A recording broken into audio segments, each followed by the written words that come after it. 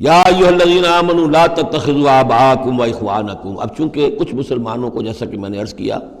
یہ ہوگا کہ آخر وہ ہمارے باپ ہیں، وہاں پہ بھائی ہیں، اب یہ جنگ ہوگی، چلیے ابھی تک امید تھی کہ وہ لوگ شاید ایمان لے آئیں تو ہمارے ساتھ ہو جائیں، ابھی تک وہ ایمان نہیں لائے ہیں، اب اگر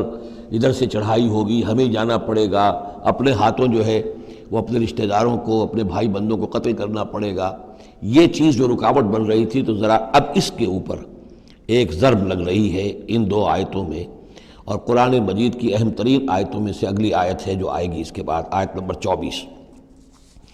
یا ایھا الذین آمنوا لا تتخذوا آباءکم واخوانکم اولیاء۔ اے اہل ایمان، اپنے باپوں اور بھائیوں کو اپنے ولی اور دوست اور حمایتی مت سمجھو، مت بناؤ۔ ان استحبوا الکفر علی الایمان، اگر انہوں نے ایمان کے مقابلے میں کفر کو پسند کیا ہے، اگر اب بھی تمہارے دل میں ان کے لیے محبت ہے اور تمہارے دل میں وہ تعلق جو ہے موجود ہے، تو اس کا مطلب یہ ہے کہ پھر ایمان کے ساتھ رشتہ تمہارا مضبوط نہیں ہے، اللہ کے لیے غیرت نہیں ہے، دین کے لیے، توحید کے لیے غیرت نہیں ہے۔ یا ایھا الذین آمنوا لا تتخذوا آباءکم واخوانکم اولیاء ان استحبوا الکفر علی الایمان ومن یتولھم منکم۔